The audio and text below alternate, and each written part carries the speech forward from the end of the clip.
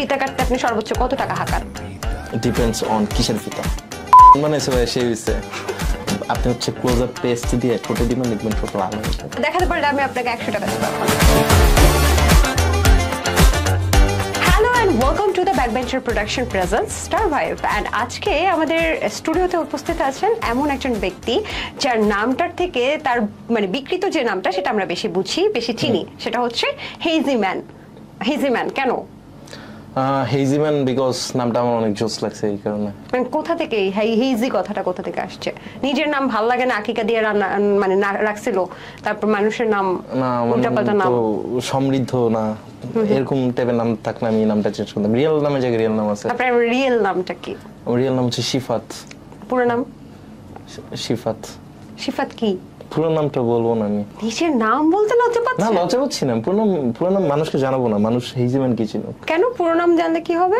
আমি আমার real life personality online পার্সোনালিটিটা আলাদা রাখি আর কি। সো রিয়েল নাম জানলে তো রিয়েল পার্সোনালিটি জানা যায়। নিজের নামে জানে কি কি ব্যবসা করেন আল্লাহই জানে। হ্যাঁ করি অনেকগুলো ব্যবসা। কি কি ব্যবসা আছে? সেলুনের ব্যবসা? সেলুনের ব্যবসা তো গুলশান 2 এর ব্যবসা? গুলশান 2 এর ব্যবসা আছে, সেলুনেরটা হচ্ছে আপাতত করতেছি না, ওটা টিকটক যেদিন থেকে শুরু করব ওইদিন করব। আপনার নাই সেলুনের ব্যবসা? আমার সেলুনের ব্যবসা নাই, থাকলে তো আমি ফেসিয়াল করে দেখছিলাম। আপনি কেন সেলুনের ব্যবসা করেন? টিকটক? হ্যাঁ আমার এখন পারেন বের করে দেখেন দেখি। আমি আপনার টিকটক অনেক ক্লিপস দেখছি, অনেক আপলোড দেন, অনেক কিছু। কবে রিলস করি? নো নেভার, আমার টিকটক অ্যাকাউন্টই নাই। শুনুন আমি দেখাতে পারি, দেখাতে পারলে আমি আপনাকে 100 টাকা দেব এখন এই মুহূর্তে 100 টাকা দেব। না থাক। আচ্ছা যাই হোক, ব্যাপারটা হচ্ছে গুলশান 2 এর ব্যবসাটা কেমন যাচ্ছে? ওটা তো অনেক বেশ ভালো যাচ্ছে, ক্লায়েন্ট স্যাটিসফ্যাকশন অনেক ভালো। আচ্ছা আচ্ছা, এটা কি প্রতি রাতে করেন নাকি কিছু ব্রেক দেন? দিনেও করি, মানে আমার 24 আওয়ার্স হচ্ছে আমরা বিজনেস আমি আছি 7 ডেজ। হ্যাঁ 7/24। আচ্ছা আচ্ছা, তো কখন বেশি, কোন সময়টা বেশি ক্লায়েন্ট পাওয়া যায়? আপনি কি বিজনেসে জয়েন করার জন্য ইনফরমেশন দিতে চাচ্ছেন? আমি তো আপনার বিজনেসের আপডেট সম্পর্কে জানতে চাচ্ছি, মানে কত টাকা আয় করেন। না এটা তো স্টার ভাইবস, সো টুসেন পডকাস্টে বিজনেস করে। আপনার মতো যারা আসলে বিজনেস করে এত ইন্সপায়ার, মানে আমি আমার বিজনেসের লাস্ট মাসের ডেটা কত টাকা ইনকাম হইছে, আমাদের রিটার্ন আরওআই কত, সবকিছু আপনাকে আমি এক্সেল ফাইলে দিয়ে দিব, সমস্যা নেই। আপনি চাইলে আমার পার্টনারশিপে জয়েন করতে পারেন। না না, আমি আপনার পার্টনার হতে চাই না, থ্যাংক ইউ। আমি আপাতত প্রেজেন্টেশন করি, বাট এই যে গুলশান 2 থেকে আপনাকে যে রাতের বেলা আন্টিদের জন্য দাঁড়িয়ে থাকেন, আনস্যাটিসফাইড আন্টিদের জন্য, এটার কারণটা কি? মানে তারা কি আসলে স্যাটিসফাইড হতে পারে আপনার মাধ্যমে? এটা তো ক্লায়েন্টের থেকে জানা যাবে আর কি। সো মানে নিজের নামে সুনাম করতে গিয়ে আরো ভালো লাগে বলেন, ক্লায়েন্টের তো স্যাটিসফ্যাকশন অনেক ভালোই দেয়। সেটাই একটু যদি এই ব্যবসার ধরনটা একটু যদি বলতেন। মানে অনেক ছেলে আছে তরুণ উদ্যোক্তা আপনার মতো বিজনেসে আসতে চায়, তারা কি করবে, কি পুঁজি কি বা কি কি থাকতে হবে সেক্ষেত্রে? এটার জন্য হচ্ছে ফার্স্ট ট্যালেন্ট থাকতে হবে, এন্ড হ্যাঁ গ্রেট পার্সোনালিটি থাকতে হবে বিজনেসের জন্য, যে কোনো বিজনেস হোক। এটা মানে পার্সোনালিটি ম্যাটারস আর কি। আচ্ছা, এটা কি ঝুঁকি আছে কিনা? ঝুঁকি তো লাইফে সব, নো রিস্ক নো গেইন, সব বিজনেসেই ঝুঁকি থাকে আর কি। যেমন প্রেজেন্টেশনের ঝুঁকি থাকে, মানে অনেকে আবার হচ্ছে অনেক ভালো প্রেজেন্টেশন করে আগাতে পারে না, অনেকে আবার মানে উল্টাপাল্টা প্রেজেন্টেশন করে অনেক ভালো আগা যায়। সো হ্যাঁ সবকিছুতেই ঝুঁকি থাকে। তো এই বিজনেসের ক্ষেত্রে ঝুঁকিগুলো কি কি? 3টা ঝুঁকি প্রেজেন্টেশনে? না না, আপনার এই যে গুলশান 2 এর ব্যবসাটা। গুলশান 2 এর ব্যবসায় ঝুঁকি হচ্ছে যে ধরেন আপনি গুলশান 2 একটা ফুড কোর্ট খুলছেন, এখন আপনি আপনার কাস্টমার অ্যাট্রাক্ট করতে পারতেছেন কিনা, এটা একটা ফার্স্ট হচ্ছে ঝুঁকি। সেকেন্ড ঝুঁকি হচ্ছে যে আপনি কোন টাইমে বিজনেসটা করতেছেন। তখন গুলশান 2 মানুষ রাতে বেশি বের হয়, সো রাতে ধরেন আপনি একটা ফুড কোর্ট, চিপসের দোকান বা জুসের দোকান আছে, তখন রাতে বেশি চলবে। সো এগুলো আর কি লোকেশন ওয়াইজ। আপনার এই বিজনেসে ক্লায়েন্টের বয়স সাধারণত কত থেকে কত মধ্যে, মানে কোন বয়সী ক্লায়েন্টরা বেশি? ফেসবুকে ডেমোগ্রাফিকের মতন আছে, আমি তো আমার ক্লায়েন্টের বয়সটা বলতে পারতেছি। সব বয়সের ক্লায়েন্ট? সব বয়সের ক্লায়েন্ট আর কি। আমরা কেমন লাভ লস থাকে, মানে ইনভেস্টমেন্ট কত থাকে? আমি তো প্রফিটই, আমি যে কোনো বিজনেসে, লাইক আমার স্টুডিও বিজনেস আমি প্রফিট আছে। কেমন মানে এক এক দিনে লাখ টাকার উপরে কিনা? ডিপেন্ড করে আর কি। না সস্তা তো ওটা হচ্ছে আমি তো সব আমরা প্রিমিয়ামকে প্রিমিয়াম বলি। আপনি প্রিমিয়াম কোয়ালিটির বিজনেস করেন? প্রিমিয়াম কোয়ালিটির বিজনেস করি। আচ্ছা দর্শক, আজকের যে আমরা শোটা করছি এটা just for fun, don't take it otherwise. আমরা এখানে অনেক মজার মজার কথা বলবো। আপনারা সিরিয়াসলি নিতে চাইলে নিতে পারেন, we don't have any problem. আচ্ছা এনিওয়েজ, আপনি দিনের বেলা এরকম স্টুডিওর মধ্যে আপনি কালা চশমা পরে আসছেন কেন? আপনি অনেক শাইন করতেছেন তো আজকে, মানে বারবি ড্রেস পরে, এর জন্য লুকানোর জন্য মানে গ্লাস পরে আছে। মানে এটা কালা চশমা পরার পেছনে কারণ কি? মানে আপনি কোথার দিকে তাকাচ্ছেন সেটা বোঝা যাচ্ছে না এরকম কিছু? না আমি তো তাকাচ্ছি শুধু ক্যামেরার দিকে, সো এই জন্য মানে এটা পরার কারণ হচ্ছে যে আপনি এসআরকে ফ্যান। হ্যাঁ এসআরকে কে এসআরকে ফ্যান না, সবাই এসআরকে ফ্যান। এসআরকের মতো একটা সিগনেচার এটা তো অনেক বসা ক্রিঞ্জ লাগে। দেন না একটু, আপনি তো ক্রিঞ্জি। হ্যাঁ দ্যাটস ট্রু, আমি ক্রিঞ্জ, বাট হচ্ছে যে এসআরকে পোস্ট নতুন করে আর কি cringe নতুন করে হবে। আর নতুন ক্রিঞ্জ কিছু কিছু করার নাই। ক্রিঞ্জ হইতে তো এত ক্রিঞ্জ হইছি এখন, মানে যে যাতা শোতে আসা লাগে বুঝছেন, অনেক ক্রিঞ্জ হয়ে গেছে। আপনি এটাকে যাতা না আমি এই শোকে যাতা বলিনি, এত সুন্দর একটা শো, এত back bencher studio show, star vibes, শোটা অনেক নাইস, হোস্টেড নিয়ে একটু ঝামেলা আর কি। কি ঝামেলা আপনাকে আমাকে নিয়ে আপনার? ওই যে মানে আমি ক্রিঞ্জ হয়ে গেছি না, এই জন্য আর কি, মানে ক্রিঞ্জ হলতে সাথে সবসময় সব সুন্দরী মেয়েদের দিকে তাকাতে সমস্যা হয় আপনার? না সুন্দরী মেয়েদের দিকে তাকাতে সমস্যা হয় না, বাট আমি তাকাই না আর কি, মানে যে কোনো মেয়ের দিকে তাকানো তো ঠিক না। ঠিক আছে, ওকে। আপনি রাতে কয়টায় ঘুমান? এটা অনেক বেশি মানে অ্যাবনর্মাল, কখনো হচ্ছে সকাল 5টায় ঘুমাই, কখনো রাত্র 10টায় ঘুমাই, অনেক উল্টাপাল্টা ঘুমাই। যেমন আজকে সকালে 5টা বাজে ঘুম থেকে উঠে কাজে বসছি, আবার এমনও দিন দেখা যায় যে সকাল 5টার পরে ঘুমাতে যাই, আমি স্লিপিং সাইকেল একটু বাজে। আর রাতভর কি করেন? স্ক্রল করি, বই পড়ি, লেখালেখি করি, এগুলো। কি ধরনের বইগুলো আপনি পড়তে বেশি পছন্দ করেন? আমার হচ্ছে শরৎচন্দ্র অনেক পছন্দ আর কি, শ্রীকান্ত আমি এখনো আবার রিড করি, মানে ছোটবেলায় পড়তাম, এখন আবার মাঝে মধ্যে পড়ি। Good choice, good choice. ঘুম থেকে উঠেই আপনি প্রথম কোন কাজটা করেন? ঘুম থেকে উঠে তো মানুষ সাধারণত ওয়াশরুমে যায়, that's a very honest answer. আচ্ছা আচ্ছা, বাহ বেশ ভালো। আমি ওয়াশরুম করতে অনেক বেশি কমফোর্টেবল ফিল করি ঘুম থেকে ওঠার পর। এত বছর বয়সে এরকম কচি কচি লুক কিভাবে ধরে রাখেন? এটার পিছনে হচ্ছে যে আপনার অনেক সাধনা করতে হয় আর কি, কি সাধনা বয়স করেন? কমায় রাখার জন্য আর কি। এটা কি কোনো প্র্যাকটিস করেন মানে কিনা? গুড স্কিন কেয়ার, তারপর হেলদি খাবার খাওয়া, কি মাখেন আপনি? ওয়ার্কআউট করা। স্কিন কেয়ারের জন্য আমি আপাতত হ্যান্ড ওয়াশই মাখি মাঝে মধ্যে মুখে। হ্যাঁ হ্যান্ড ওয়াশ? হ্যাঁ, এটা খার না, মানে আপনি কি সায়েন্স স্টুডেন্ট? সায়েন্সের স্টুডেন্ট না, বাট কার সম্পর্কে আই হ্যাভ আইডিয়া। খার তো সাবানে, সব সাবানে খার থাকে, হ্যান্ড ওয়াশও খার থাকে, সো হ্যান্ড ওয়াশ দিয়ে মুখ ধোয়া যায়। কিন্তু এত সুন্দর সুন্দর ফেস ওয়াশ বাজারে আছে, কেন আপনি হ্যান্ড ওয়াশ দিয়ে? আমাকে last time hand wash sponsor করছিল, এই জন্য হ্যান্ড ওয়াশ দিয়ে মুখ। মানে মাগনা জাপান তাই মুখে না মাখেন? না না, মাগনা না, আমাকে টাকা দিতে হয়। তাহলে আপনাকে টাকা দেয়?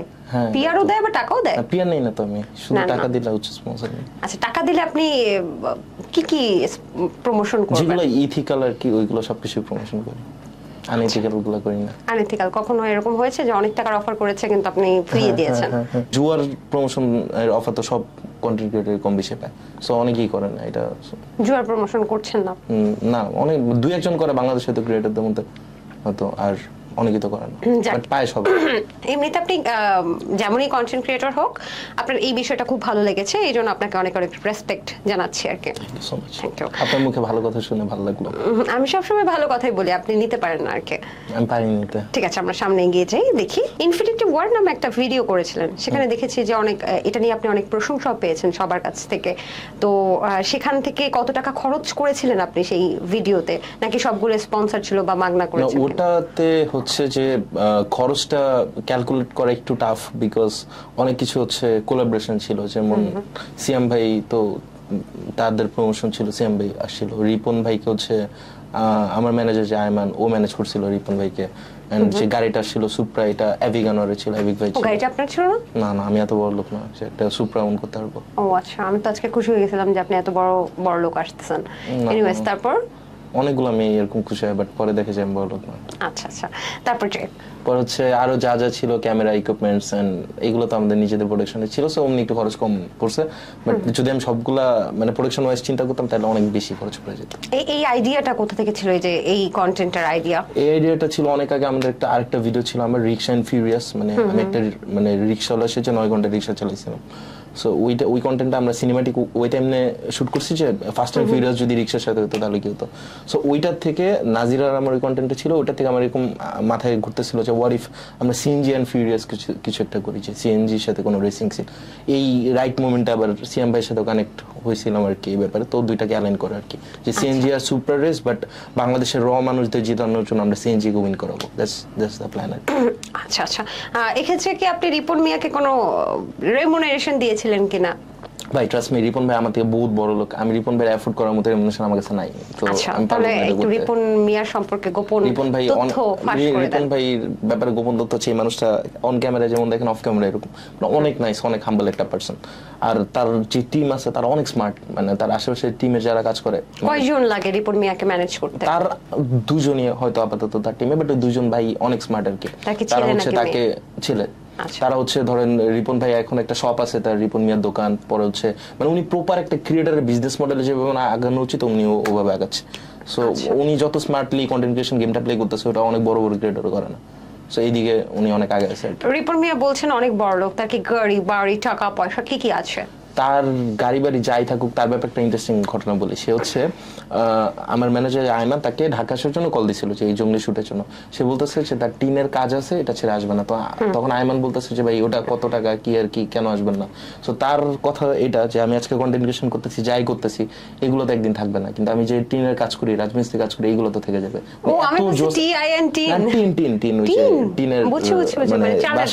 চালের কাজ করেছে, এগুলো করতেছিল, ওইটা ফালায় সে আসতে চাচ্ছিল না, বিকজ ওই কাজ তার কাছে এখনো ভ্যালুয়েবল। সে এখনো ভাবে যে সে আগে তার রুটকে ভুলে যায় না, সে ভাবতো যে আগে এটা করতাম এখন এটা করবো। মানে আমি কোনো বারে বলতেছি, অ্যাকচুয়াল র স্টোরি। উনি এত এক নাইস একটা মানুষ। Very nice. কিন্তু উনি কি গাড়ি কিনছে নাকি?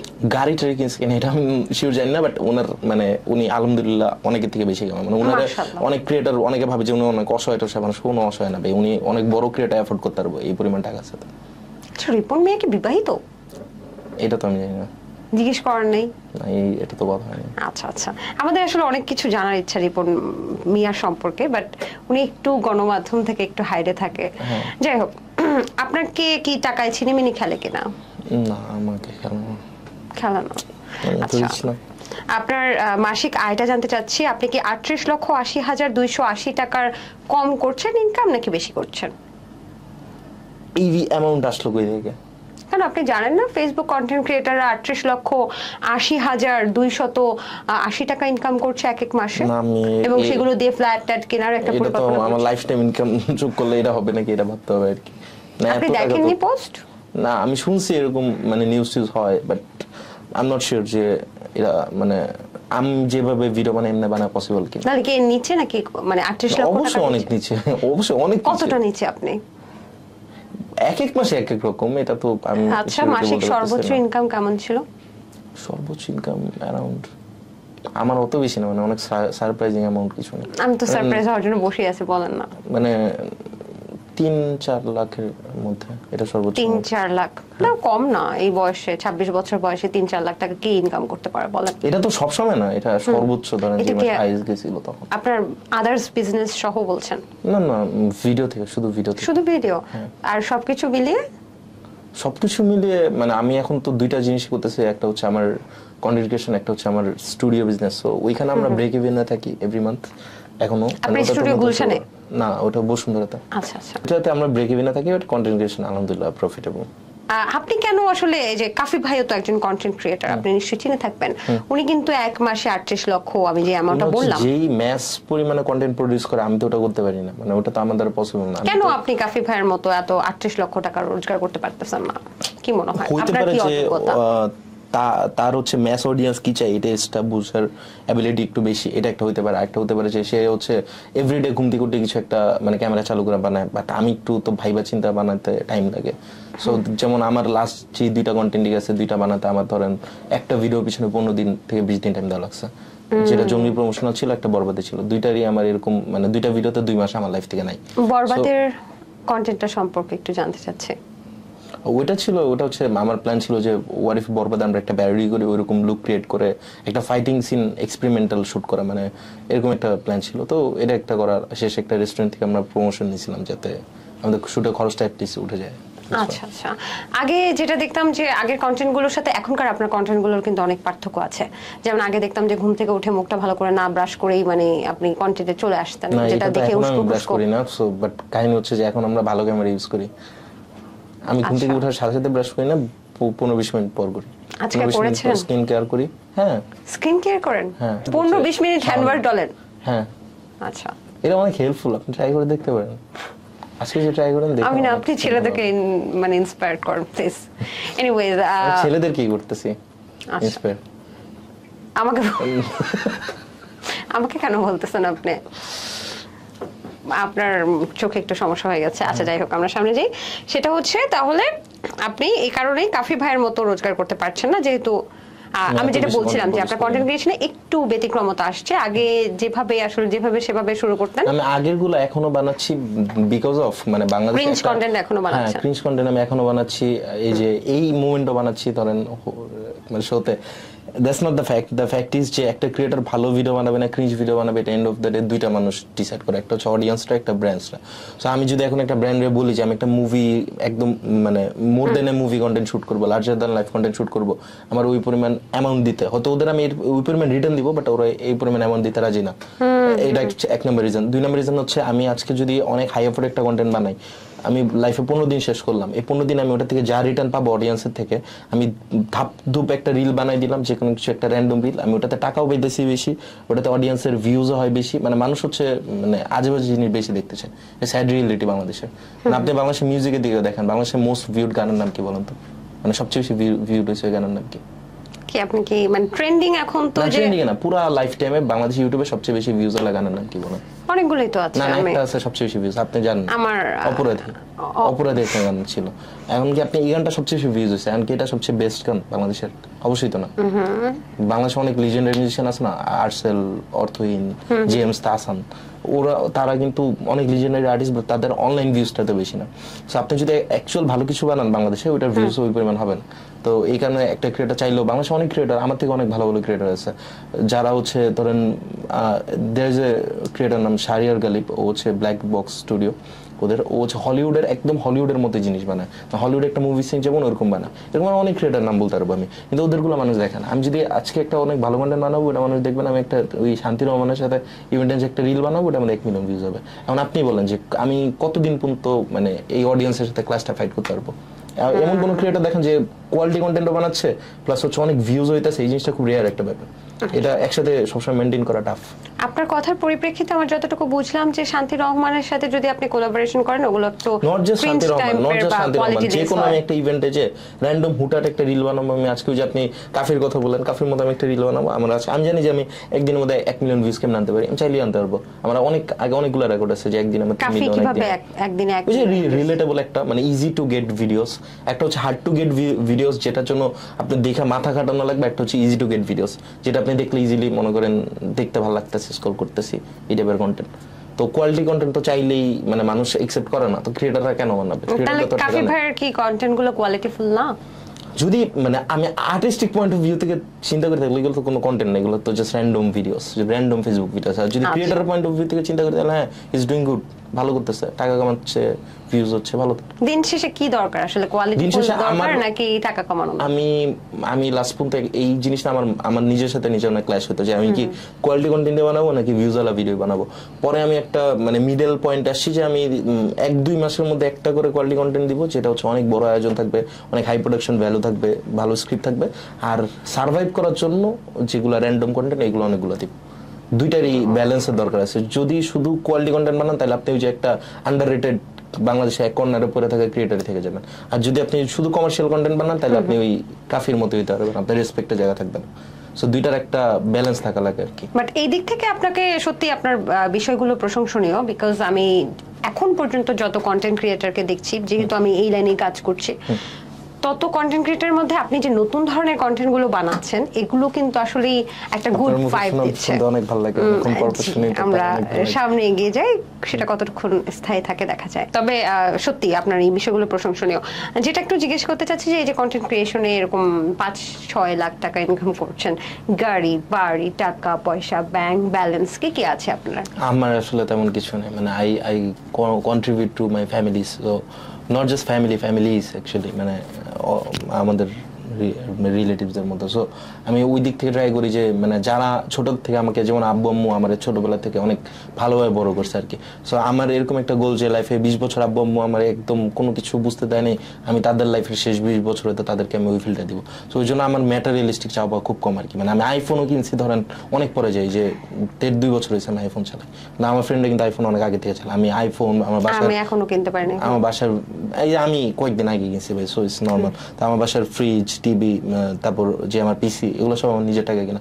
সো এই টুকটাক করে এই জিনিসগুলো করাই মনে করেন আমার কাছে অনেক কিছু। আর আমার ওই যে খুব ফ্ল্যাট থাকবে, একটা গাড়ি থাকবে, ম্যাটেরিয়ালিস্টিক চাওয়া কম আর কি। আমার স্পিরিচুয়াল নিড অনেক বেশি, ম্যাটেরিয়ালিস্টিক নিড কম। আর একটু ব্যক্তিগত বিষয় জানতে চাই, আপনার পরিবার সম্পর্কে একটু জানতে চাই, যে পরিবারে কে কে আছেন? আব্বু, আম্মু, ছোট ভাই। আব্বু ব্র্যাকে জব করে, আব্বু ঢাকা ইউনিভার্সিটি ছিল, এখন ব্র্যাকে।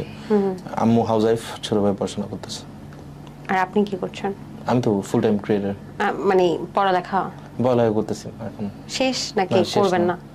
গ্রাজুয়েশন মানে এনএসইউতে অ্যাডমিশন নেওয়ার পর গ্রাজুয়েশন শেষ করি নাই, ড্রপ আউট নিয়েছি। ইচ্ছা আছে যে আরো মানে 30 ক্রস করার পরে যে কোনো টাইম একবার করে নেব আর কি। কেন?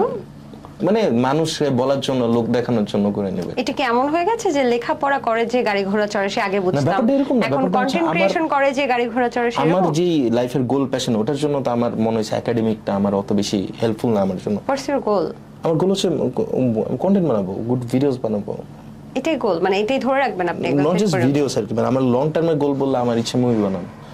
মুভি বানাবো, অ্যাডস বানাবো, অ্যাড বানানো অনেক কিছু। আমি সারাদিন অ্যাড দেখতে থাকি। সো ওই ফিল্ম মেকিং লাইনে যাওয়ার জন্য ধরেন মানে আমার মনে হচ্ছে যে আপাতত মানে আমার প্র্যাকটিসের একটু বেশি দরকার একাডেমিকের থেকে। একটু চেঞ্জেসটা জানতে চাচ্ছি, মানে আমি যতটুকু বুঝলাম যে আপনি কি মানে বলে যে মধ্যবিত্ত পরিবারের সন্তান কিনা? হ্যাঁ বলা যায় বাংলাদেশে, মানে আমি মধ্যবিত্তই, বাট কথা হচ্ছে যে আব্বু আম্মু আমাকে এমন ফিল দেওয়া হয়েছে যে আমি ক্লাস 10 পর্যন্ত মনে করতাম যে আমি মনে অনেক কোটিপতি ছিলাম। মানে আমার লাইফে ছোটবেলা থেকে আমার এমনি গ্রো করা হয়েছে। আমি যখন যেখানে যাইতে চাইতাম, যখন যেটা পড়তে চাইতাম, যা কিছু করতে চাইতাম, বাট রিয়েলিটি চেকটা আমি কলেজে আসার পর মনে হয়েছে যে না, আমরা একটু বাংলাদেশের মধ্যবিত্ত পরিবারের সন্তানই। আমার অনেকে মধ্যবিত্ত পরিবারের সন্তান। মধ্যবিত্ত ডেফিনেশনটা আসলে কিরকম এটা দেখতে হবে আর কি। কেমন আপনার কাছে? আমার না, অবশ্যই মধ্যবিত্ত। মানে আমার আব্বুর তো ঢাকায় কয়েকটা বিল্ডিং নেই, কয়েকটা ফ্ল্যাট নেই। তো অনেকে দেখা যায় যে ঢাকা ফ্ল্যাট আছে, তারাও কিন্তু মধ্যবিত্তর মধ্যে পড়ে, যে তাদেরও ফ্যামিলি ক্রাইসিস থাকে। ওই অনুযায়ী আলহামদুলিল্লাহ ছোটবেলা থেকে আমি খুব ভালোভাবে বড় করা হয়েছে আমাকে। বাট আমার লাইফে যে স্ট্রাগল করা লাগছে ওইগুলো আমার নিজের কারণে আর কি। মানে যেহেতু আব্বু চাইতো না যে আমি কন্টেন্ট ক্রিয়েশন করি বা কিছু। আব্বু তো ঢাকা ইউনিভার্সিটি স্টুডেন্ট ছিল, আর আমি ছোটবেলা থেকে টপার ছিলাম। মানে যেখানে যেতে আমি ফার্স্ট হইতাম, জিএসসিতে বোর্ডে টপ করছি। সো অনেকগুলো মানে ম্যাথ অলিম্পিক অনেক কিছুতে ভালো ভালো মেডেল টেডেল আছে। সো আব্বু চাইতো যে আমি মানে একাডেমিকে থাকি, মানে বুয়েটে পড়ি অথবা মেডিকেলে ভর্তি পরীক্ষা দিই। এইচএসসিতে প্লাস ছিল সায়েন্স থেকে। বাট আমি চাইতাম যে কন্টেন্ট ক্রিয়েশন করতে, ভিডিওস মানে ক্রিয়েটিভ কিছু করতে আর কি। তো এই কারণে আর কি ফ্যামিলি থেকে ডিটাচ হয়ে এগুলো শুরু করা। তো সবকিছু আমার নিজের থেকে সেলফ মেড। অনেকটা কন্টেন্ট ক্রিয়েশনের জন্যই কি আসলে ড্রপ আউট হলেন? হ্যাঁ, ভার্সিটিতে। মানে এইটা খুব কঠিন একটা সিদ্ধান্ত না? একসাথে তো আমি দুইটা জিনিস ফোকাস করতে পারতাম না। মানে আমার ফ্যামিলি ধরে পিটায় নাই না। আব্বুর এটা না, এখন পর্যন্ত আব্বুর সাথে এই জিনিসটা আমার অনেক কনভারসেশন হয়েছে। যেহেতু আমার এইচএসসি তে যখন আব্বু এইচএসসি এক্সামের আগে আমি যখন বলতেছিলাম যে ফুল টাইম ক্রিয়েশনে যাব, তখন আব্বুর কথা ছিল যে তুমি আগে A+ পাও সবকিছুতে, তাহলে তারপর যা ইচ্ছা তা করো। তো A+ পাইছি, পাওয়ার পর হচ্ছে এখন আব্বুর কথা যে তুমি অ্যাডমিশন টেস্ট দাও বা এই করো। তো তখন আমি ঢাকায় আসলাম, এসে একা বাসা থেকে লকডাউনের পিরিয়ড ছিল, লকডাউনের পর আবার ঢাকায় এসে একা জব নিলাম, ভিডিও এডিটিং এর জব করতাম, ওই জবের পাশাপাশি কন্টেন্ট ক্রিয়েশন করতাম। একদিন ছুটি পেতাম অফিসের, ওই একদিনে ভিডিও বানাইতাম। তাহলে নতুন প্রজন্মের জন্য আপনার মেসেজ কি? আসলে আপনার সিদ্ধান্তটা কি ঠিক আছে? অবশ্যই আমি কখনো কোনো কিছু নিয়ে রিগ্রেট ফিল করি না লাইফে। আই ফিল লাইক যে এভরিথিং ফর দ্য এক্সপিরিয়েন্স আর কি।